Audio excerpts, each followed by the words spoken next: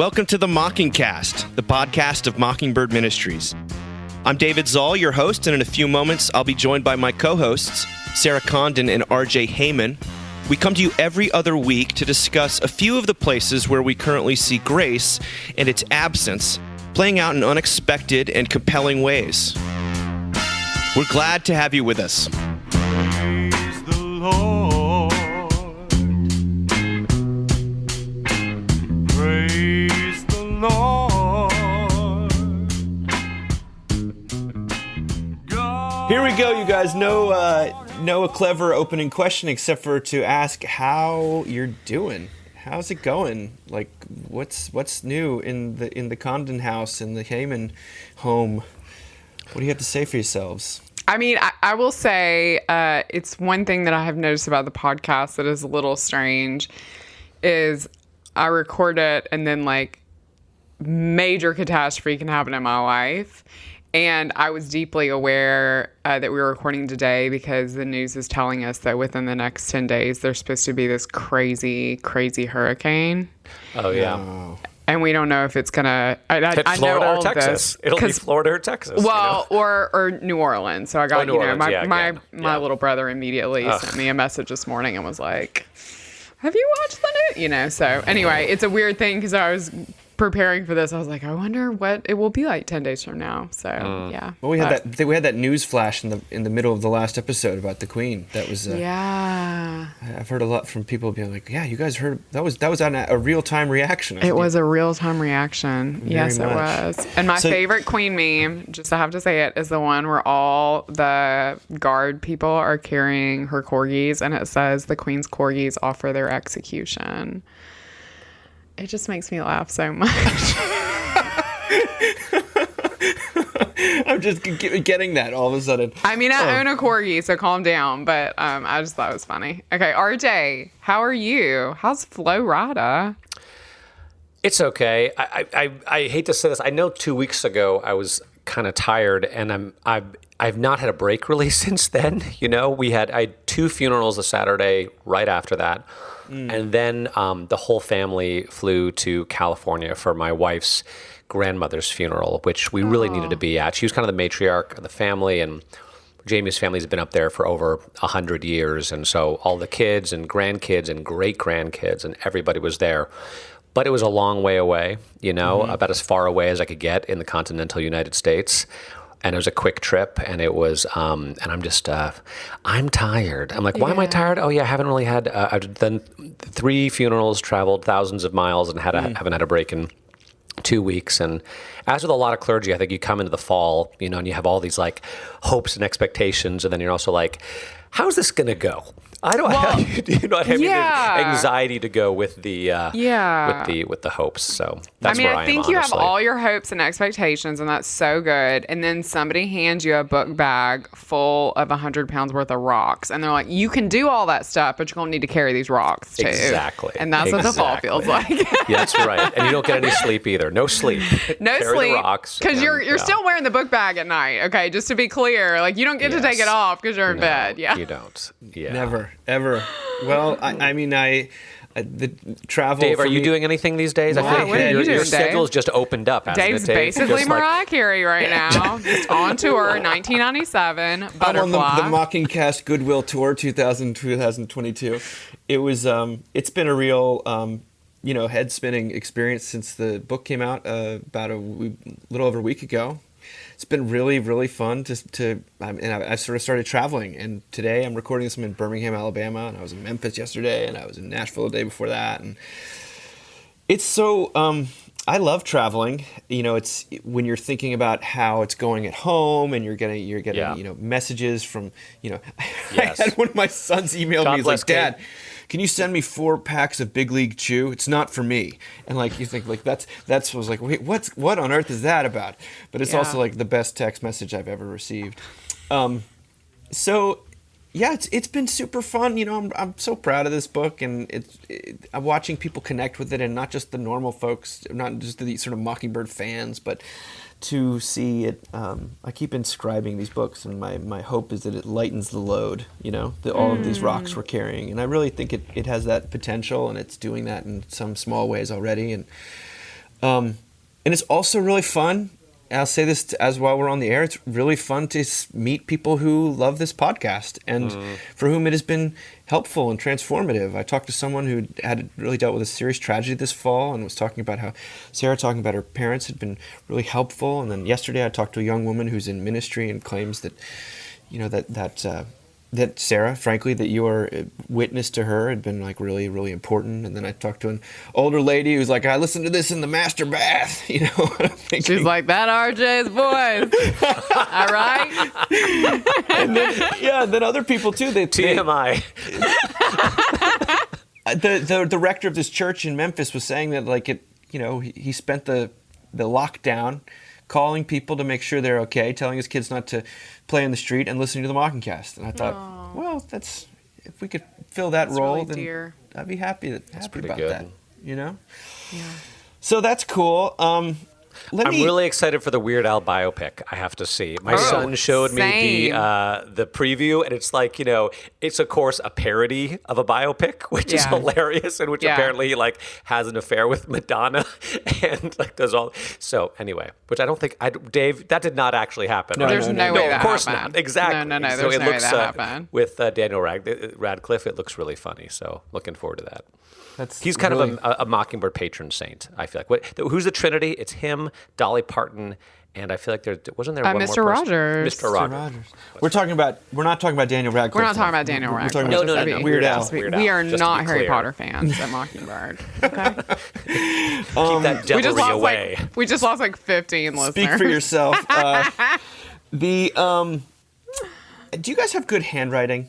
Yes, I won the handwriting award in 3rd grade. Thank you so much for asking. You did? Yes. I knew I didn't like you. Penmanship? Yes. What about you, RJ? Do you have good handwriting? No. No? And I hate handwriting because I never do it. My hand gets so tired so fast. I hate it. Really? I know, it's my excuse for not writing thank you notes. It's terrible. I'm like, I hate this. Yeah, anyway. But Sarah, like you're like proud of your penmanship? Yeah. You like For really sure. want a prize. I mean, I wasn't really an excellent student in anything else. Like that was the only award I won. So like, yeah. I mean, Go, girl. Yeah. Thanks. That's so funny that's Thanks. the award. Well, the first article we're talking about today is about penmanship. I think, by the way, I've got terrible handwriting. And in fact, That is true. When we send out our semi-annual like Mockingbird appeal letters and we handwrite all the addresses because I just think people actually open handwritten address things. Yeah. I've almost been forbidden from doing the addressing because like so many get sent back because the post office can't read. And You should take that opportunity. You should be like, yes, you're right. I should no longer do this. I have the spiritual gift of delegation. Delegation, yes. Not doing this. Thank you, Deanna Roche, if you're listening. We love you. We do. This first thing is from Drew Gilpin Faust in The Atlantic. Gen Z never learned to read cursive. Oh yeah. And this is someone who was teaching a class at Harvard, and a history class, and realized that someone was talking about trying to read a book about the Civil War, and there were all these like handwritten letters, and they just had to confess they couldn't read any of them because they can't read cursive. Because this is what the article says. In 2010, cursive was omitted from the new National Common Core standards for K through 12 education. And so the students in my class and their peers were somewhere in elementary school when this happened. Now in college, they represent the vanguard of a cursive-less world. The decline in cursive looking back seems inevitable. Writing is, after all, a technology, and most technologies are sooner or later surpassed and replaced. As Tamara Plackins Thornton demonstrates in her book Handwriting in America, it has always Hot been seller. it has always been I do own it. So. affected. It was your gift in 3rd grade. Handwriting has always Your been prize. affected by changing social and cultural forces. In 18th century America, writing was the domain of the privileged. At that point, men and women even learned different scripts.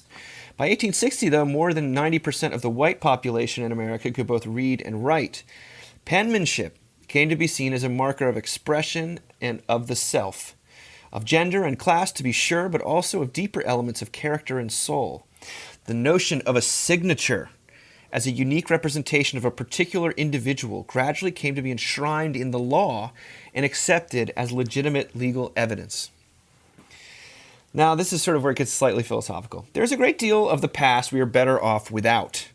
But there are dangers in cursive's loss.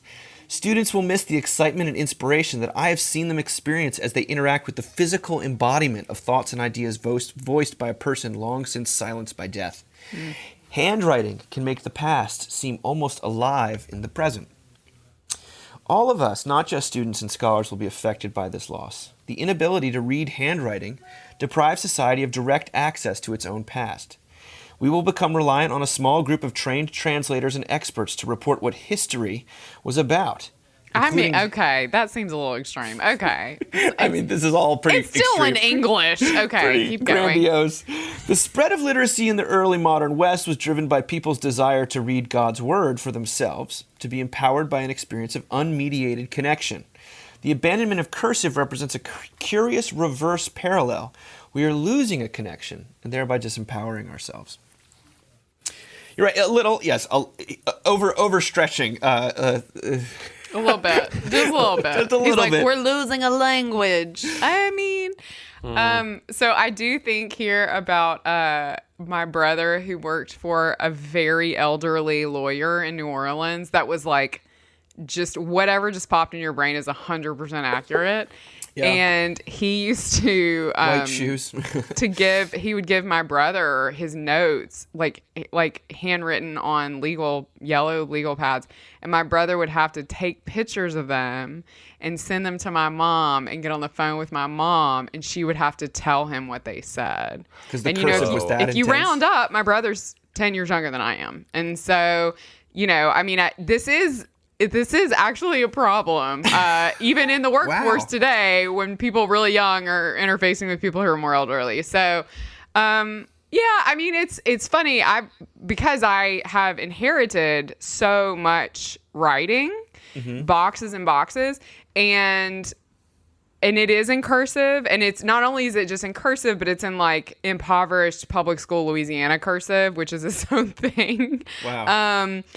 Trying to interpret that has been a really beautiful challenge. But all I can think of, honestly, is that my parents, and this was like so them, because they were both like aspiring young, earnest journalists, like post-civil rights movement, when they would write each other love letters, it was like the highest thing to write them on a typewriter. So I actually have no handwritten love notes between the two of them. They're all these like typed. That was such a big deal to be able to type your letter. Huh. So it just makes me think about like how, yes, this way of communicating is probably falling by the wayside in a lot of circles. I will say my kids are still learning cursive, which is great, but They are. But I mean, I feel like it's falling by the wayside, but I mean, things fall by the wayside, and there will be people that can. Maybe I'll be a cursive interpreter in my next profession. In other words, this is not the end of the world. No, oh my gosh, by any no. stretch. But it is I'm interesting. now thinking like how many obnoxious older people go up to my college students now and be like, "Did you learn cursive?" Like I'm like, oh, this is like the new question to ask young people. How fun. Right.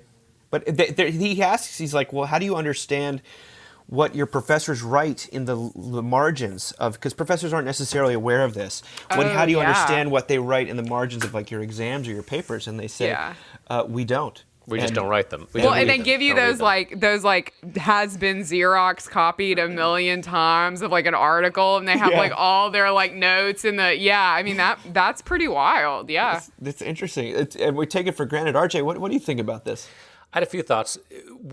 Did we look at that article about also Gen Zers who like don't organize things on their computer? Like they don't put files into folders? Apparently, had you heard of this? Mm-hmm. There was some other professor, I think it was a computer science professor, who was directing his class, like, go find this file in this folder on your computer. And all the kids were like, what are you talking, like, what's a folder?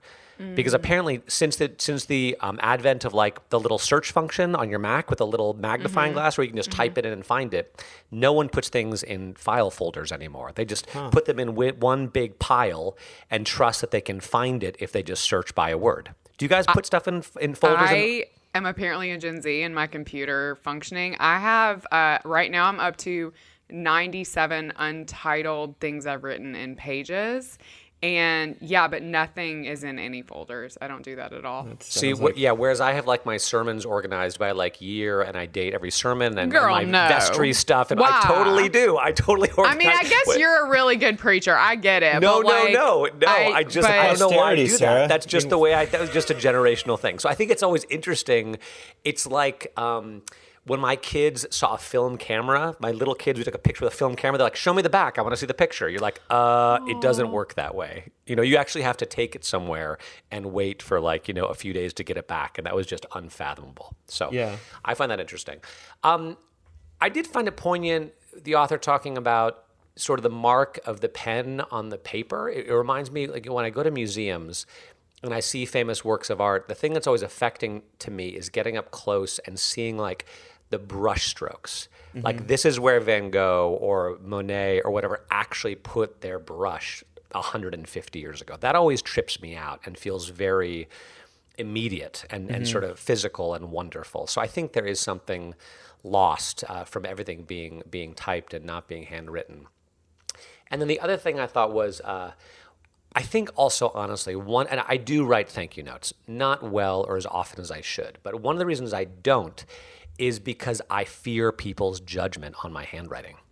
Like Dave, when you were talking about how handwriting was a marker of like education and social status and class and like whatever, I fear judgment on my handwriting, and I think also my perfectionism lends itself towards texts or emails or whatever, where I can read it 10 times, I can edit it, I can make it sound perfect. Whereas when you're writing something, you either have to erase it, which doesn't work very well, or you have to cross it out and put something else in, or God forbid you misspell something, then it's over, you're doomed. So it feels, I don't know, my perfectionistic streak, my need to do everything right, is more comfortable with typing than it is with doing things by hand.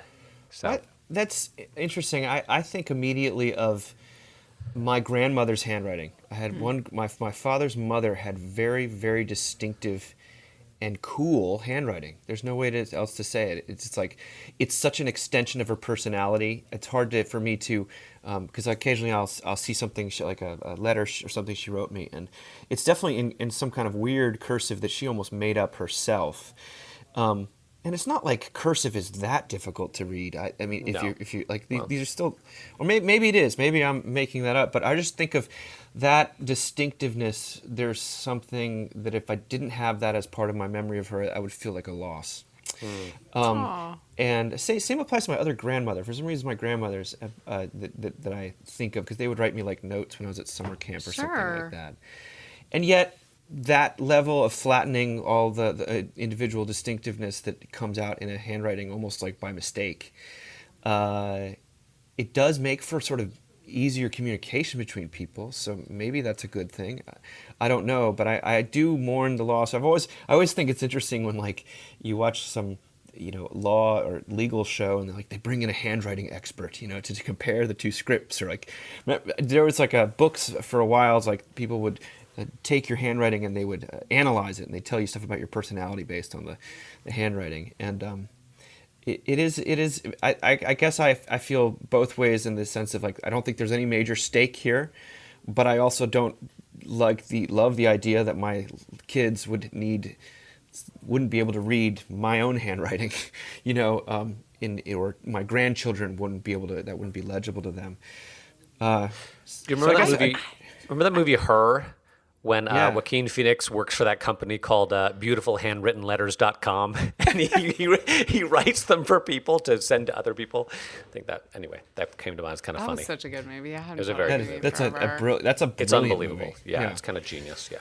I mean, I think I do have to say, and I feel like I've hinted around at this a little bit, but as the regional Southerner in the conversation, I do have documents from my great grandparents where there's just an X. So, because they couldn't write. Yeah. And so, not all of them, but some of them. And so I feel so much like, I feel like my mom when I say this, but I'm all for the way that people can communicate now, and it levels the playing field. And so I do, as I love the history. I love of course, RJ, I know totally what you mean. When you stand in front of a painting and you said Monet, that was all I could think of. Like, I know what Monet's signature looks like because, it's imprinted. But there's also something about like what it means in people's actual lives that, is important too. So He asks, like, how do you have a signature then? Because, right now it says printed name and then signature. Yeah. And all these, the students say that they sort of jumble something together. Like, in that sense, if it becomes like a little piece of individualizalized art, I think that's pretty cool. That's I'm cool. all in favor of Prince when they're he like became... a draw a moon. When Prince became that symbol thing, I thought that was... We're still talking. I'm still thinking about that years later. I mean, it's hard to refer to him in the love symbol or whatever it was. Right. But Or whatever Elon Musk named his child. Yeah. Anyway, like an equation or something. I forget what he named it. Something like that. Well, let's move on to actually parenting. This is from Jessica Winter. Speaking of Elon Musk, let's talk about parenting. This is from Jessica Winter in The New Yorker. And it was a profile of the harsh realm of gentle parenting. This came out this summer, but it's been sort of reflagged for our attention. It's formally a review of a book called Brain Body Parenting by Mona Delahook. But it also references Janet Lansbury's Unruffled podcast, which is a very well-known podcast among young parents, and Destiny Bennett's TikToks, and the enormously popular Instagram tutorials of Dr. Becky. I don't know Dr. Becky. Oh, I do, honey. You do? All right. Well, Yeah. Sarah, this is what Jessica Winter has to say. Gentle parenting is a catch-all for variations that include respectful parenting, mindful parenting, and intentional parenting. In its broadest outlines, gentle parenting centers on acknowledging a child's feelings and the motivations behind challenging behavior, as opposed to correcting the behavior itself. The gentle parent holds firm boundaries, gives a child choices instead of orders, and eschews rewards, punishments, and threats. No sticker charts, no timeouts, no "I will turn this car around right now." Gentle parenting represents Don't make me come back there. It represents a turn away from a still dominant progressive approach known as authoritative parenting, which likewise privileges emotional attunement but allows for positive and negative reinforcement. Authoritative parents may use timeouts and groundings, for example, which are discouraged by their gentle counterparts. And yet, a fatigue is setting in about the deference to a child's every mood, the strict maintenance of emotional affect, the notion that trying to keep to a schedule could be, quote, authoritarian. Sometimes the people are saying, you just need to put your freaking shoes on. One of the major themes in brain-body parenting and in gentle parenting discourse more generally is that children don't defy for the sake of defiance, but that their challenging behavior is a physiological response to stress and should be seen as essentially adaptive. The assumption unto itself is questionable. If little Timmy is on the front lawn tossing gardening implements at traffic, his motivations are probably obscurer than stress. This is one of the most confounding dilemmas of parenting, especially as kids exit the toddler stage, that sometimes a child tests or destroys boundaries for the thrill of it. Under the gentle parenting schema, a child's every act must be seen through a lens of anxiety and threat detection, which heightens the parent's dual role of child psychologist and emotional security guard. Okay, this is a hard read on gentle parenting. Okay. I mean, I don't know. First Are of you a all, gentle parent? Are you a gentle I follow a lot of this stuff and I find it to be incredibly helpful. Mm-hmm. Also, I think RJ and Jamie like invented this. I mean, Yeah. I mean, you guys are so like, I mean, I literally quoted her the other night to my son because she basically was just like, I'm not going to get in your business about homework until I have to. So don't make me have to. Like, do your homework, And like, that is true. Yeah. and that's it, true. I mean, there's just, I don't know that maybe gentle parenting is the best way to describe what you modeled for me when we worked together. But I do think about this, like, I would say for me, the best part of gentle parenting is as someone who grew up in a really reactive household, and I tend to be very reactive, that it has taught me to respond and not react. And it's made me a lot better at saying, like, well, what's making you feel this way? And let's talk about this. And I actually think I wish I'd known more of this stuff when my kids were really little, but it's kind of amazing when you have a middle schooler and they're having a lot, just to say like, hey, what's going on? Because they have the developmental awareness. I can see what the writer's saying though, if I'm dealing with like an untethered 3 or 4 year old, and it's just like, get your shoes on, we gotta go, you know. So yeah, but I've seen people have these really big reactions against it, and I think anything that makes us question barking orders at our kids, and frankly, like, damaging our bond is, I mean, I think that's definitely worth looking at. Like, what about it works for you? Yeah. I mean, God puts up with our nonsense. That's true. God is...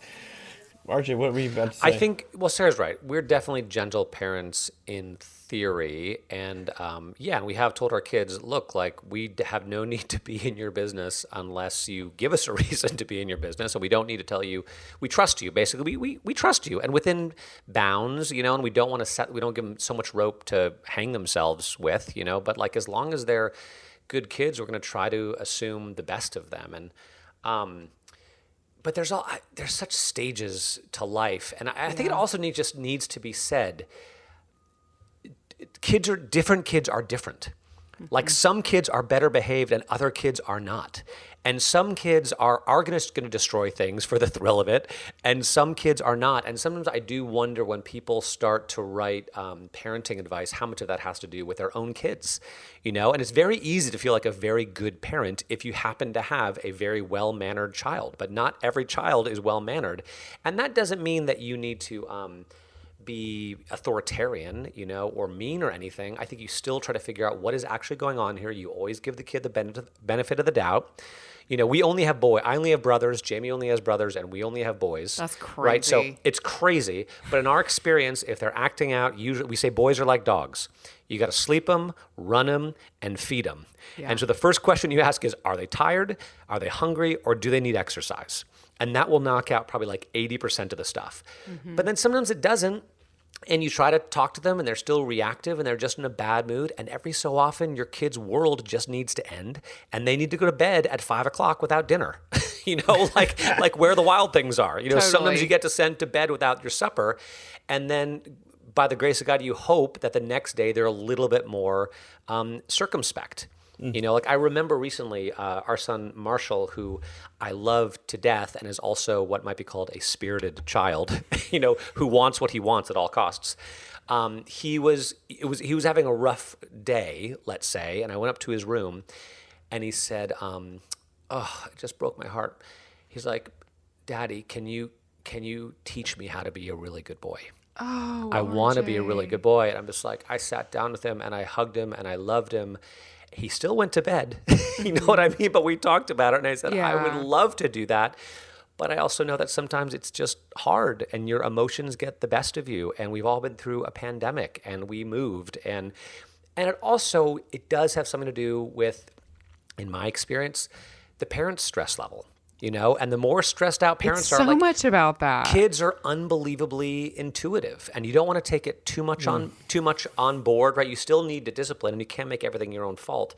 But yes, some kind of balance of like mercy and listening and patience, and then consequences at the same time, but also consequences that communicate, I actually am doing this because I love you. And I don't want you to have a difficult life. You know, I want you to have friends, and I don't want you to get kicked out of school or injure somebody or injure yourself. So It's so hard, man. Parenting is really hard.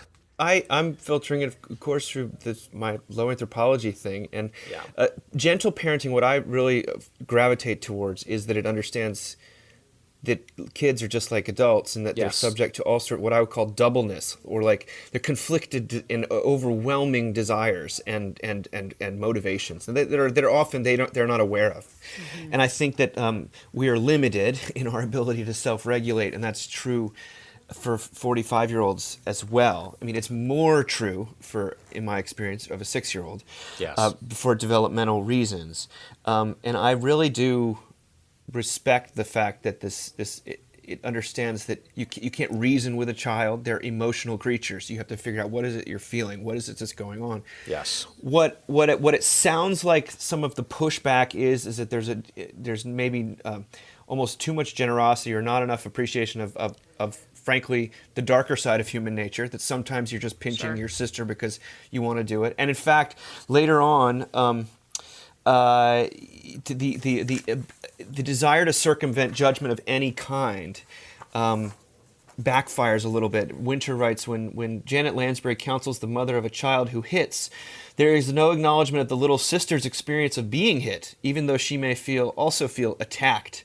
There's no expectation of her mother really being curious about what's going on inside the girl after she's been hit. No recognition that the girl may wonder why her brother hitting her should not be quote unquote judged.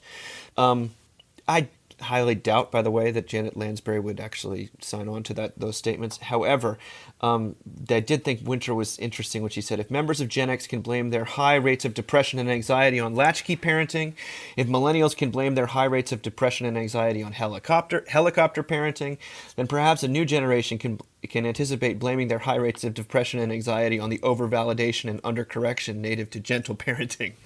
Meaning, there is some sense in which a lot of these parenting, you live long enough and you see an ebb and flow, or action and reaction, and every school sort of goes overboard, and then there's a overcorrection, and then it kind of moves back, and the Onion is sort of right when they say every style of parenting leads to miserable adults. Like, it's just sort of, you can't escape being human through the process of parenting. And yet I find a lot to laud about gentle parenting, that if it doesn't appreciate the darker side, the sin, the self-centeredness that really does, I do watch sometimes my kids when they're just like, I could tell they're not just in a bad mood or tired. They are like, want to inflict a little bit of pain on the person next to them, and you say that is far enough. Like, you may not do that to your brother, and I don't care like what you're feeling right now. You go feel it somewhere else, like it's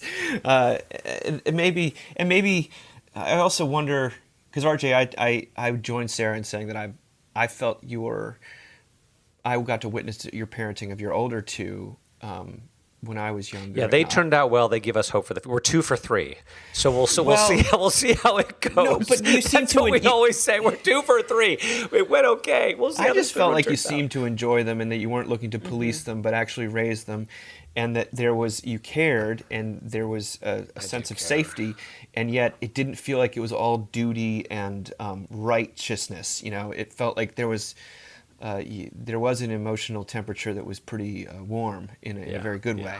Yeah. That you'd sometimes go into religious households of parenting, and it was all but. It's all law. It's all law, basically, and you don't get the sense the parents enjoy being parents at all. It's like their God-given duty, and the kids pick up on that. I mean, I think the kids pick up on that too. That's how you make atheists.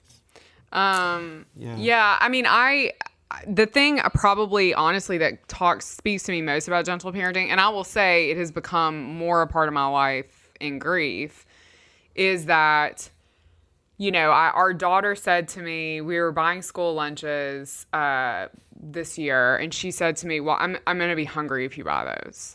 And I said, what? They give you plenty of food. What are you talking about? She goes, well, when Cookie and Owen died, they gave me school lunches every day, because literally no one had the capacity in our household to do anything. And I don't even think we paid for them. I think the school covered it, and both our kids got lunches, but the food wasn't enough. And she said, so I was hungry every day. And she never said anything to us. And for me, I look back at that year and I think they lost connection with me for a year. They really lost connection with me. And so for me, gentle parenting, this stuff about even just going in the morning, when you wake your kids up, and not just I grew up with that. I grew up with cursive, so maybe that's the plus, but I definitely grew up with the bedroom light comes on and they're like, get up, and I turn the lights on slowly. I come in and talk to them sweetly. I'll crawl into bed with them. I didn't do that stuff before. Just because I want to start with connection. So grief has made you a gentler parent. Oh my God. Well, in every relationship. Yeah. Yeah. So grief and Lexapro. Grief and Lexapro. Sorry. Well, and the risen Lord. Okay. I think I've shared this story Holy before, but Spirit. I'll share it one more time because it was so powerful, and I just remembered all the time about how my oldest son, when he was a senior in high school, my mother came to visit, and they were up late one night watching television after Everyone else had gone to bed. And my mom said to me the next day, she said, Jackson said the craziest thing to me last night. He said, you know, Grandma, it's so nice not to be angry all the time anymore. Because he had come out of puberty, you know, and because I didn't see the anger, I saw the brooding. Yeah. I saw there was about 2.5 years where he just kind of went into a cocoon. He wasn't really himself. You know, you asked, how's school today? Good. How are you? Fine. You know, just one word answer, sort of monotone.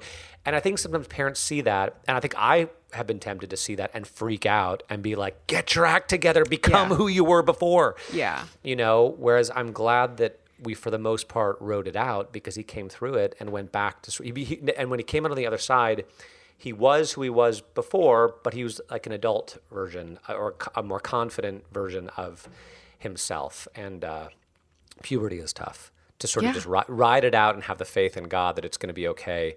And they'll get through it and you'll get through it, and not try to control them and change them into not going through puberty, which is impossible. So, all right. Puberty. I'm not. Puberty. I'm dreading it. You can't wait. But you're not quite there yet either, right, Sarah? No, but we're doing the preemptive deodorant, which I'm was on the cusp, a good, you know, make sure you should just have all 3 boys using deodorant. At this Dave, point, do your kids like shoes and sports stuff smell yet? Do they smell? Yes. They do. Okay, because we have. They will really start real, smelling when they hit puberty. Like the it's musk will become a thing. I mean, I definitely feel for my wife deeply because I walk into the house like after I get back from work or something. I thought, oh my goodness, It's so many boys. They've all got their shoes It's a off. lot of boys. It's a lot of boys. Yeah. There's some sort of odor, you know, a thing that no matter how many socks get washed, it just never goes away. Anyway, on that note, we're going to talk about something that Sarah Hinlicky Wilson wrote for Mockingbird. Wonderful Reverend Wilson, who is teaching. I think she's a professor right now at a Lutheran college in Tokyo, Japan. She's going to be speaking for us in New York this year. She'll be in the States. And she wrote a post called One Big Unhappy Family. And she said this: when I visit a new church, the one line that raises my hackles and sets me on high alert is, to all appearances, innocuous, innocent, and charming. It's this: our church is one big family. No! What's wrong with this? Let me count the ways. First and most obviously, it's a lie. Family is given. You've got no choice in the matter, which is one of the reasons it drives us crazy. But that's also the grace of it. You have to accept that these odd ducks are from the same ornithological lineage as your own and deal with them anyway. To even resemble a family, a church becomes the exact opposite of what makes a family such a good training ground for undesired sanctification. It's unchosenness. Like it or not, in 21st century post-parish America, a congregation is an affinity group, which means you've already aligned yourself with people who are more like you than your own family members. Secondly, you don't join a family by strolling in and sitting down in the living room. Thirdly, you are over-invested in your family. You also can't leave a family by just getting up and leaving. Yeah. Thirdly, you are over-invested in your family. You care disproportionately because you're supposed to. The survival of the children literally depends on it. But that also means you have a ton of ego wrapped up in family. You want them to reflect well on you. Anything from an unattractive political opinion to an unattractive piercing takes on extreme personal significance. I suppose people praise their churches as families because the tacit alternative is a club or a business or an otherwise impersonal enterprise. I'm not saying church should be without emotion or affection, but what a gift to have that emotion operate on a more reduced scale. Church is just its own space. It doesn't have to be justified on any other grounds. It's neither a family, nor club, nor business, nor township, nor Twitter. It's people gathered together for no other reason than that Jesus summoned them there. That is a sufficient good in itself, and an underrated one anymore. Maybe I've overstated the case. After all, familial language is invoked in the New Testament. Adoption is the primary metaphor for the new community, and Sarah herself is adopted as children.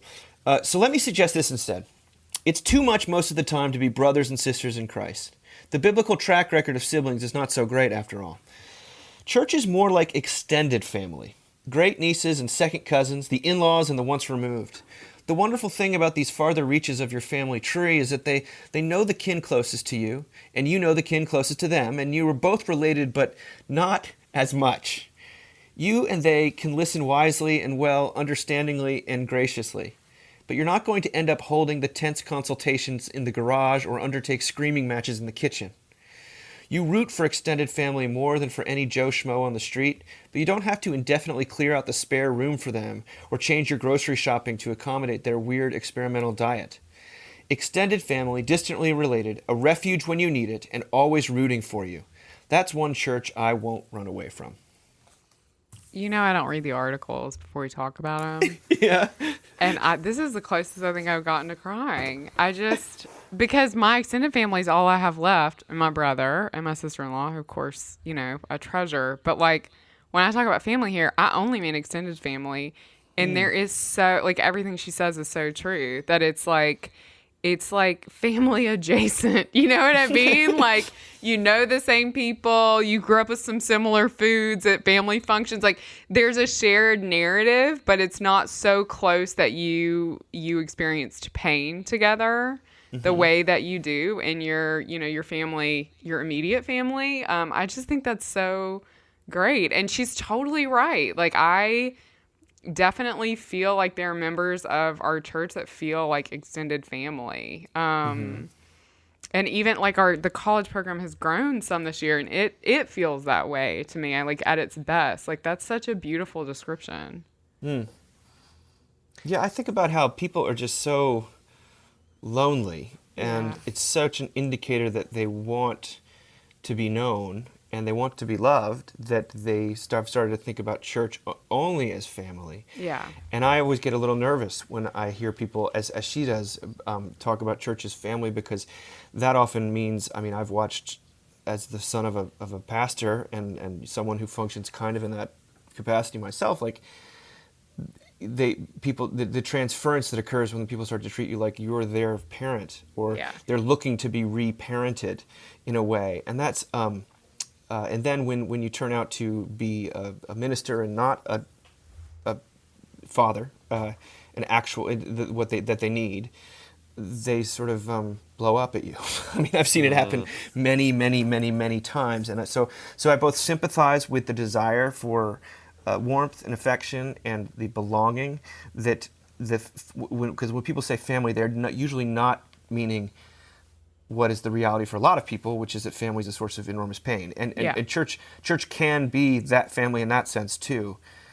But I think that they're referring to a sort of a type of, they're looking for something they didn't get, and I'm not sure Sunday morning is that's the primary reason we're there. I think the primary reason we're there is as Sarah says, we're summoned to hear the gospel, to be together, to hear about the forgiveness of sins, and to take communion, whatever it is, worship God together, and then out of that, perhaps some of the familial spiritual bonds form. But that's not, if you're looking for church to be a proxy family, that's you're setting yourself and the church up for massive resentment.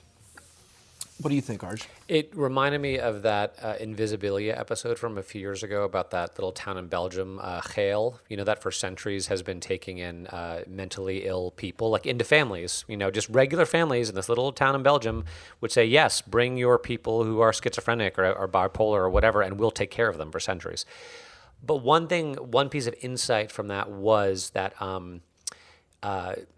people who are struggling with some kind of mental illness, usually their immediate family is least well equipped to care for them, because they'll always be thinking of what that person could have been or should have been or might be, and is not able to deal with them as they actually are. That you have to have a little bit of separation, and you can't be quite so invested in their success or failure, right? And that's where I think the metaphor really holds, because if you're part of a church where everyone's kind of like expecting you to be something or to live up to their expectations in a way that often happens in families, or they're sort of trying to control you into certain behaviors, then that's not going to work well. But if you can love them, but also have enough distance so that their success or failure isn't so personal to you, right? You don't take it personally. You're not overly invested. Then I think that's the best hope. Maybe the church is like I don't know, an insane asylum or something, where every insane person just needs to accept every other insane person. You know? I just think it would be really funny if you walked into a church as a visitor and like someone came over and they're like, we're like a family here, like a really dysfunctional family. You know, like it was just like full honesty.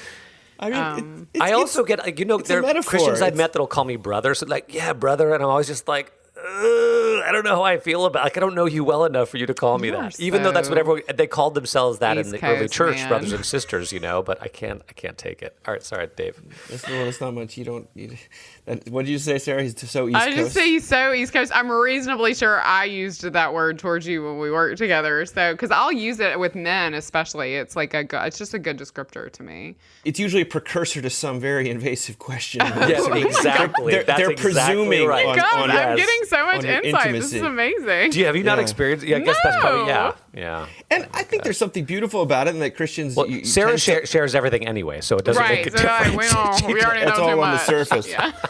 But you don't.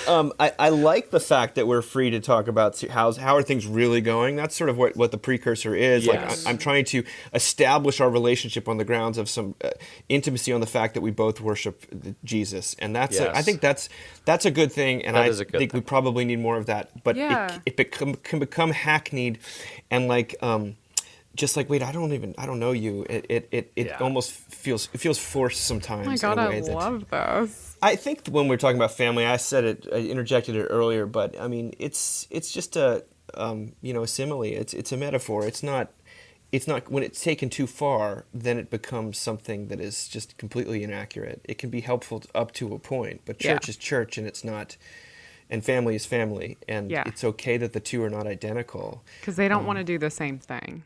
Yeah. Yeah. It really is like, what is the purpose of church? Is it to reparent you or to heal your relationship with your siblings? I think that's great if that happens, but I think that the primary purpose is to proclaim the gospel and to to be the forgiveness person in a world of discomfort. Which is never really what family is. You know what I mean? Like, family's never the forgiveness play. No.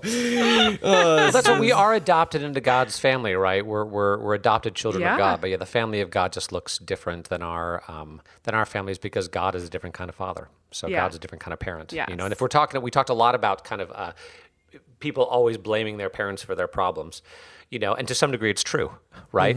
Like we all bear the Sure. wounds of our father. Yeah. But in God we have a perfect father who, is wounded for us. So in the sense, you can be reparented to some degree, but not in, not that RJ, that's psychological, really familial lovely. way, right? That's Yeah. beautiful. I love that. Yeah, and when we talk about God as Father, also, I think we're talking about not God following one particular, by the way, brand of parenting. I think that you can sort of find all sorts of. Yeah.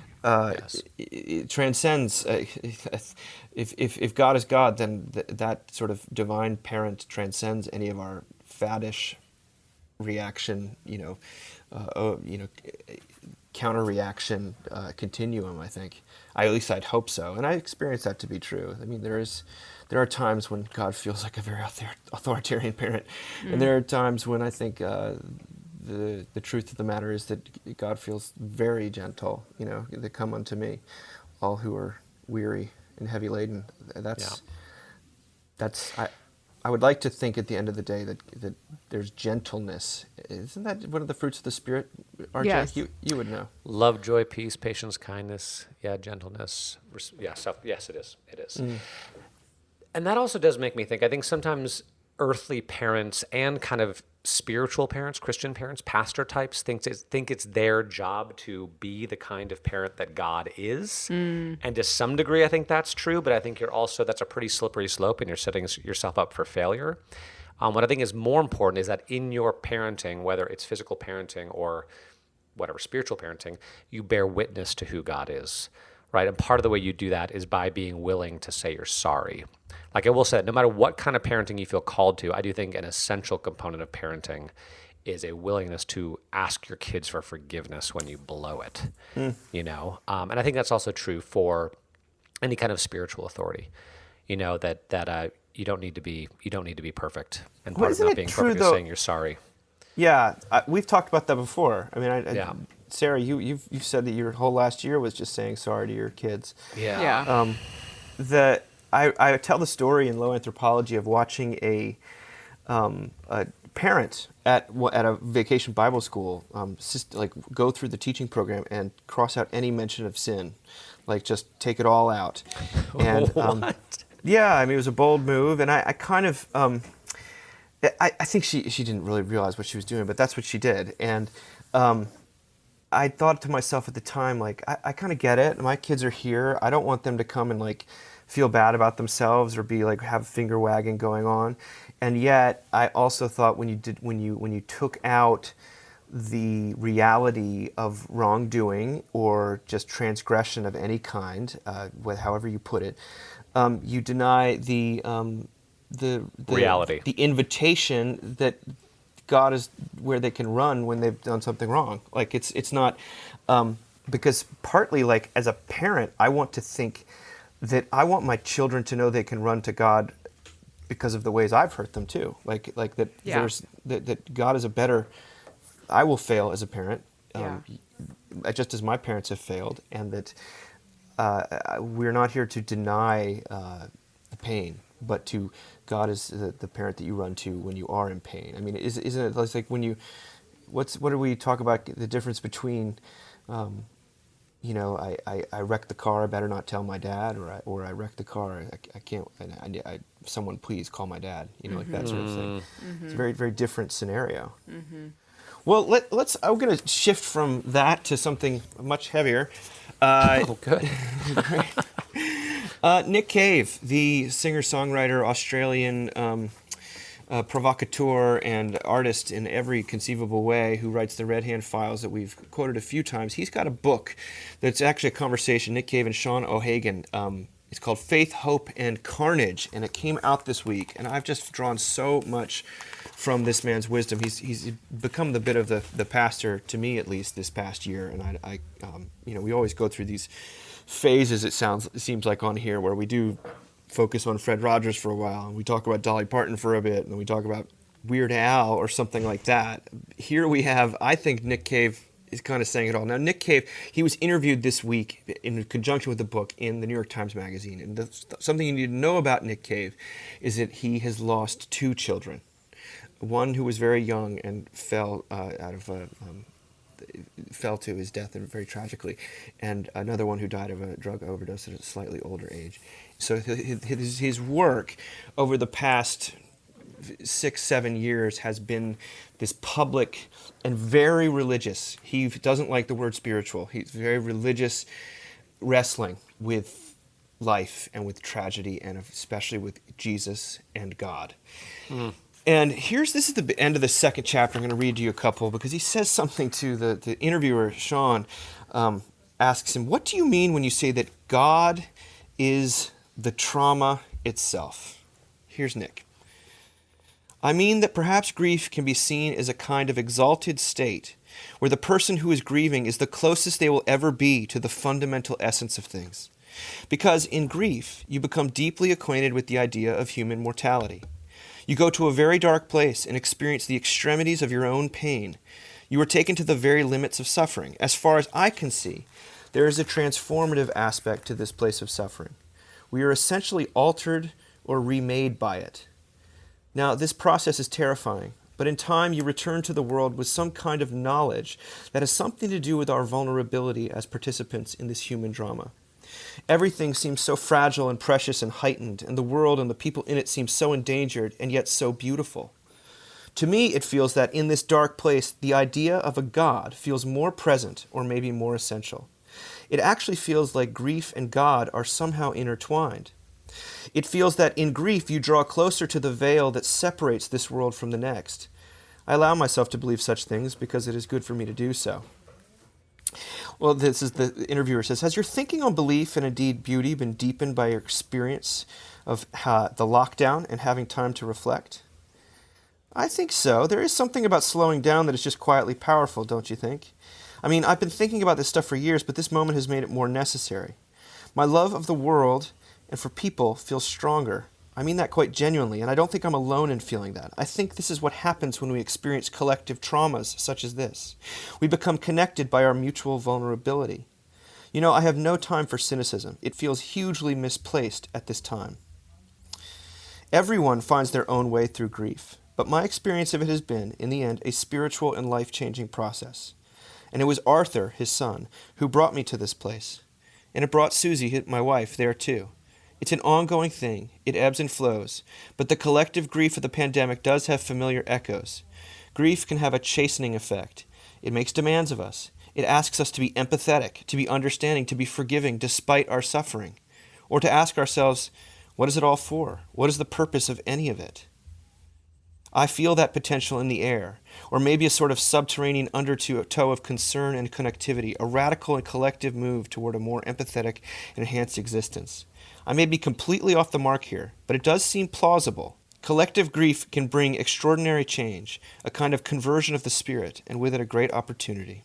I have hope that in time we can come together, even though right now we could not be further apart.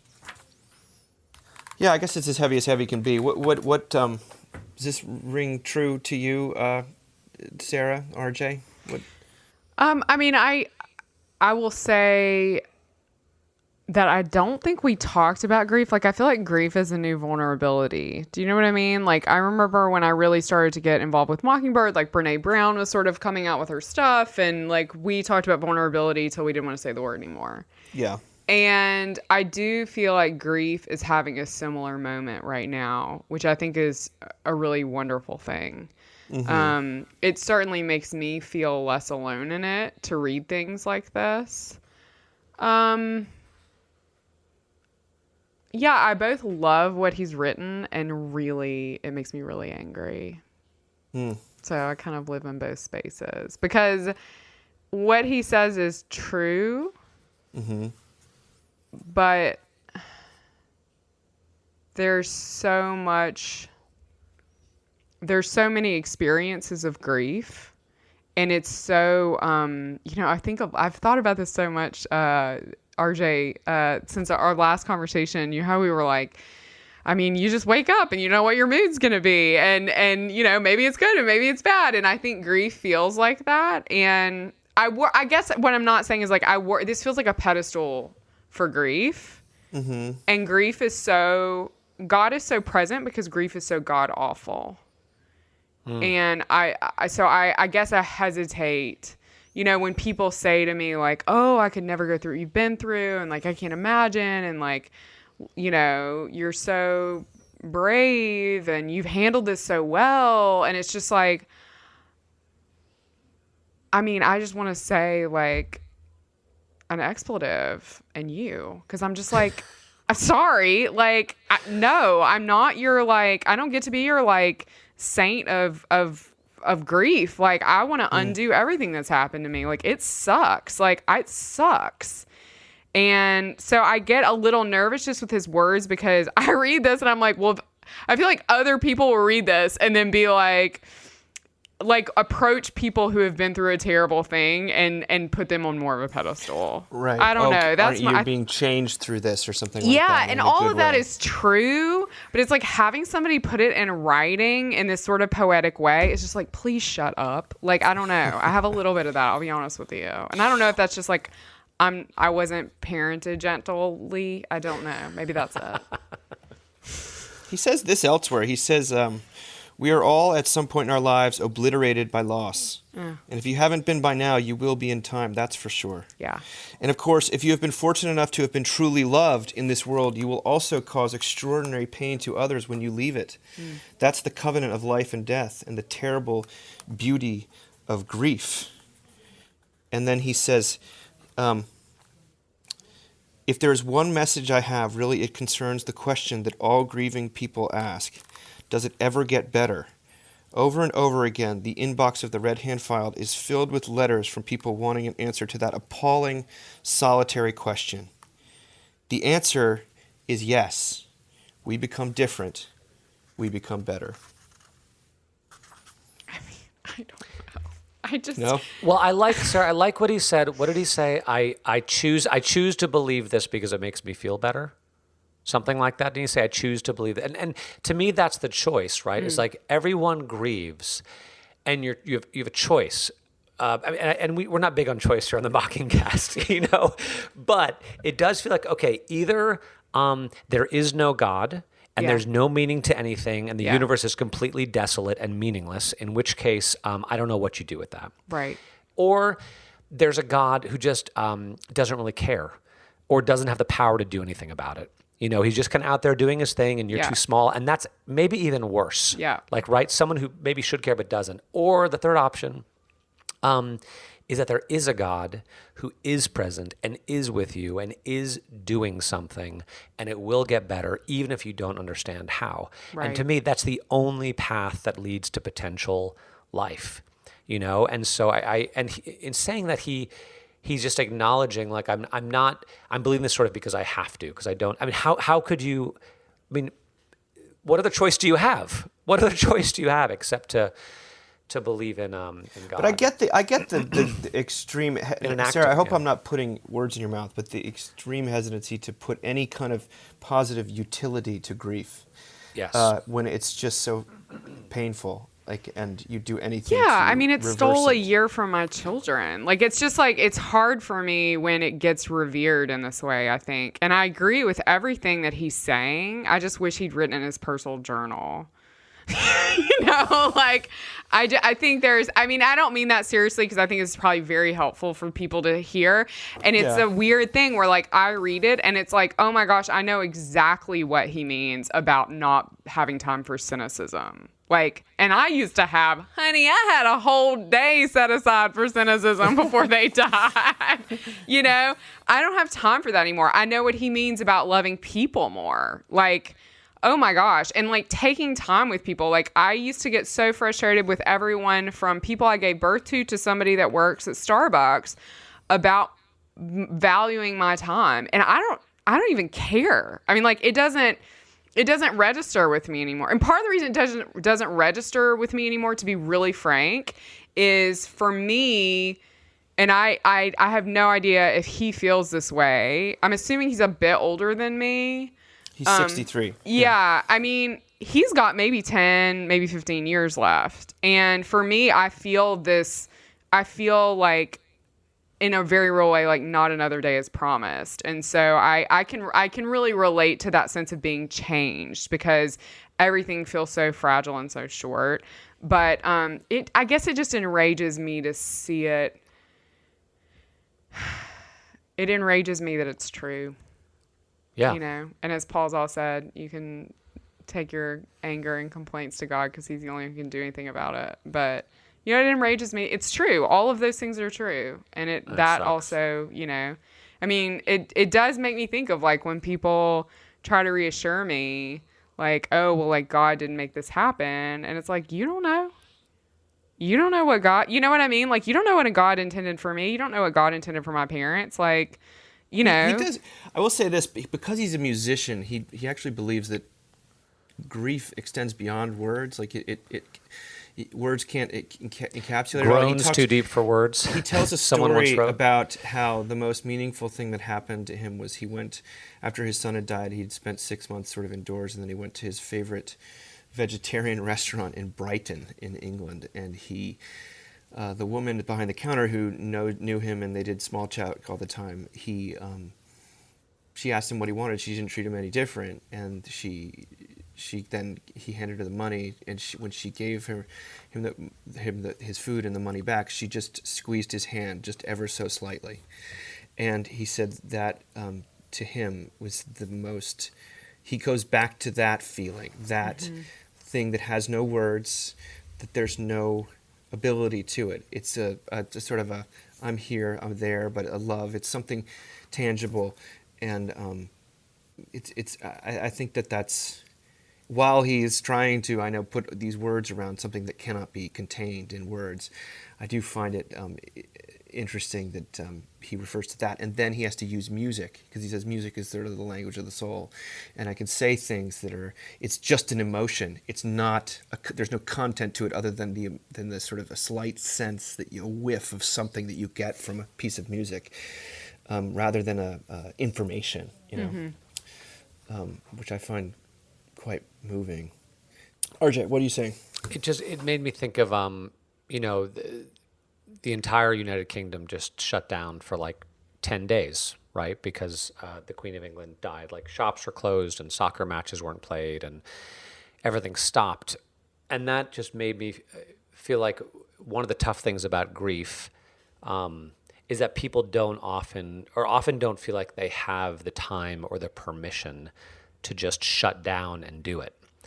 That you got to keep going. You got to put on a brave face. You got to get it together. Just do whatever you can to sort of keep moving forward. And This can't beat you. This won't beat you. That's right. And if it does, it's your fault. Because you should be stronger or you should think differently about it or something like that. So I thought that was it a sounds really like cancer culture, doesn't it? A little bit like the way when people have cancer and it's like, well, you have to be a warrior, and it's like, well, but what That's if you right. die? Don't let the cancer win. Don't let the grief win. Yeah, that's not how Yeah, that and works. so you end up sort of being a zombie. Yeah. Like walking through life, but sort of alive but dead inside, and you have to. The only way to find any kind of resurrection is to just be dead for a little while, right? And you have a little Sarah? first grader that like is hungry. Do you know what I mean? Like I mean that's Yeah. I think that's the very real cost of this level of I'm just gonna say of wisdom and connection. Like that's the very real cost. Like, I don't know if I said this last podcast today, but I said to you, like, I want to write this piece. I don't know what it's about, but it keeps making me think of that phrase, like you only get your soulmate through suffering, like you don't come by these things easily. So glorifying them, which I know is not what he's doing, but I feel like other people will read it and be like, oh, grief. But he is right about love and grief being so yeah. interconnected, and that's what I think Bono, who also is about to come out with a memoir, Bono of U2, said he's got that incredible line in that one song where he says, there's no end to love because there is no end to grief. And because there is no end to grief, that's how I know there is no end to love. Something like that. And it's it sucks. It's the worst. It's appalling that is true. And yet here we are.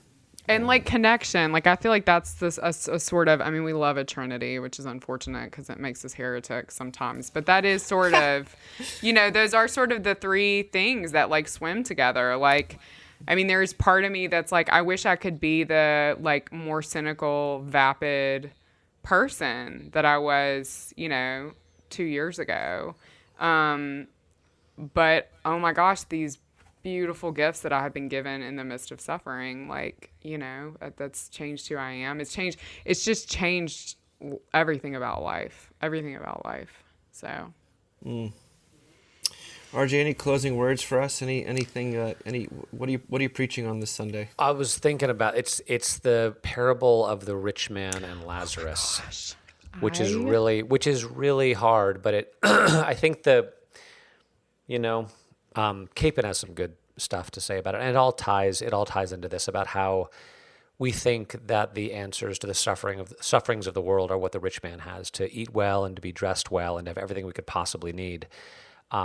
But actually, God meets us when we're Lazarus, when we're hungry and there sores all over our bodies and the dogs are licking the sores, and we don't want to face that. We don't want to face that. That is where God shows up. That is somewhere. That's where hope is born. Is in the midst of that pain and alienation and hunger. So I don't know what to say about that. We all want to be the rich man, but apparently that's not where God is. When I was in middle school, there's an African American spiritual. Do you guys know this song that is? What's it called? It's called Rich Man. I knew it was Rich Man Dives. Did you sing this? No, I saw our choir is singing a spiritual this Sunday. I wonder if it's the same one. I'm sure it's I'm the not same familiar thing. with it. Yeah, Okay. I just sang it to Josh downstairs because he was working on his sermon for this Sunday. But it's pretty stark because it goes. I'm gonna sing it. So it goes. Rich man Dives, he lives so well. Dip your finger in the water, come and cool my tongue, 'cause I'm tormented in the flame. And when he died, he went straight to hell. Dip your finger in the water, come and cool my tongue, 'cause I'm tormented in the flame. I mean, it was a bop at public school in Mississippi. So, Whoa. yeah. What a cheery tune. What a cheery tune. Well, you two, on that note, Love y'all. It's been Handwriting wonderful to champion talk to you. and Yeah. and interpreter of spirituals. Oh my God. All right, you guys. I'll All right. talk All to right. you soon. Love Bye. you. Talk to you Blessings. soon. Bye. Bye.